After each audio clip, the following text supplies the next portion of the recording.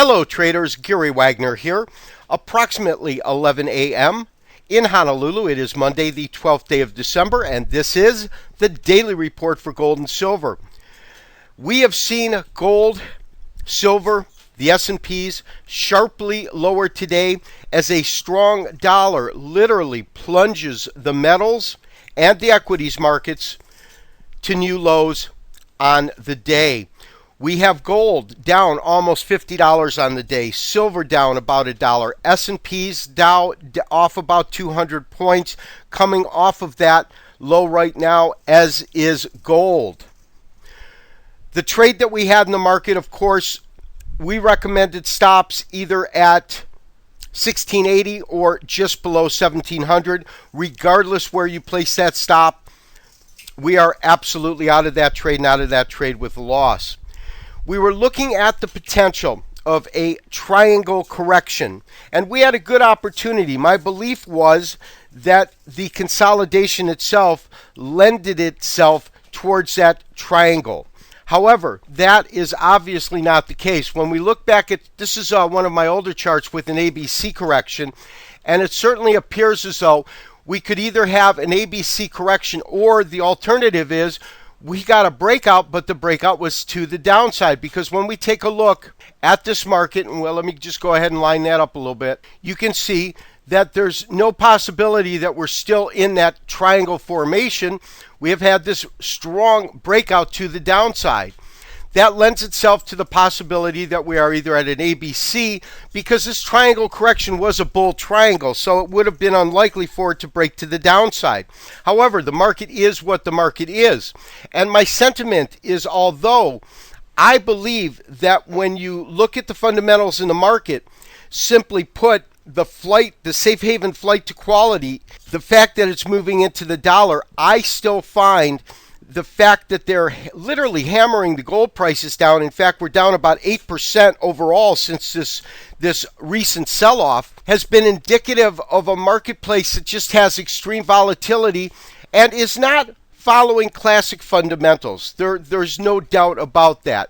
So what are we looking at right now? Well, the key, of course, is the dollar. And this is the March contract, COMEX contract. This is the daily chart right in here. You can see this tremendous move that we have had today, up past 80 cents currently, just off of the highs, which were almost at 80.50. When we convert that to a weekly, you can see that it's right now back at this top here. But the fact is that the dollar has just been dynamic, and the dollar has been incredibly strong.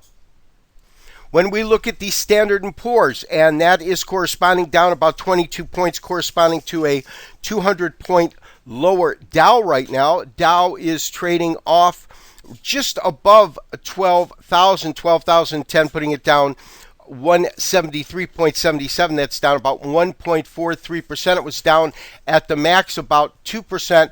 You see this 1234, and that puts down about 1.68% on the day. Tremendous sell-off.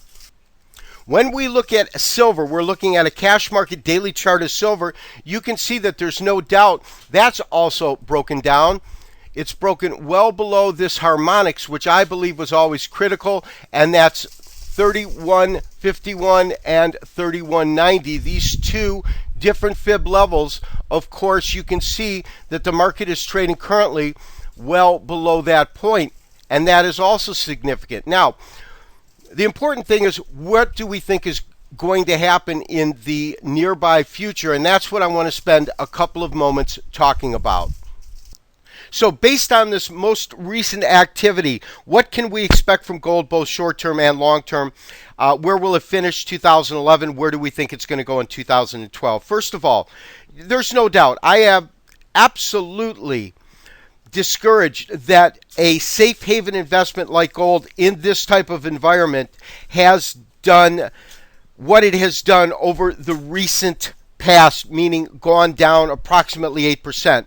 When we look at the big picture, however, up to this point, when we compare gold to, for example, the S&P overall this year, gold is still up about 18%, and the S&P is down a little bit to almost flat to up a little bit. It's certainly been outperforming that.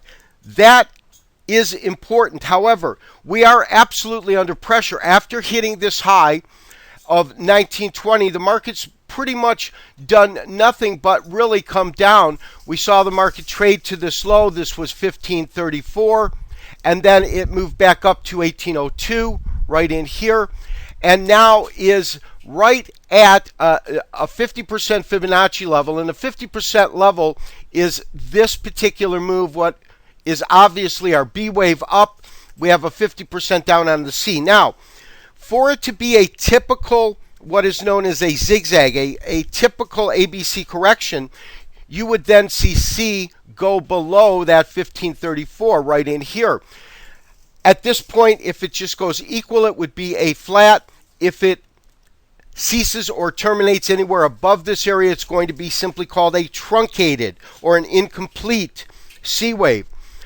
I can tell you this, that I am still adamantly bullish long-term on gold. That has not changed.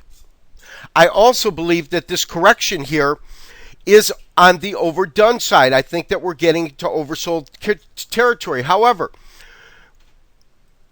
this 1664, this was a critical area.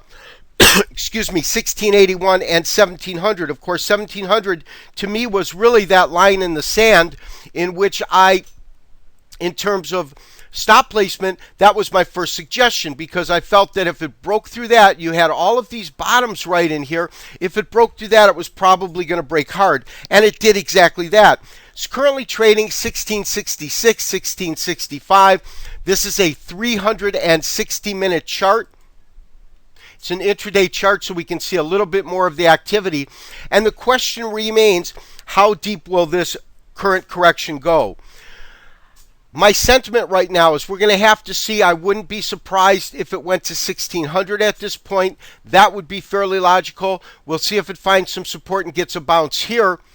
But I think that overall, we simply have to wait for the proper moment. We have had a pretty large hit in the market as this market came down. There's no doubt about that. But I am still confident that over 2012, gold will outperform many of the other investments. I have not lost my bullish belief long term. Obviously, interim and short term, it's under pressure, and we have to see where the market wants to find support. It certainly didn't find support at 1700, which was the assumption that I had originally made. This has been Gary Wagner, wishing you as always good trading. We'll talk to you tomorrow for another daily update and review. Bye-bye.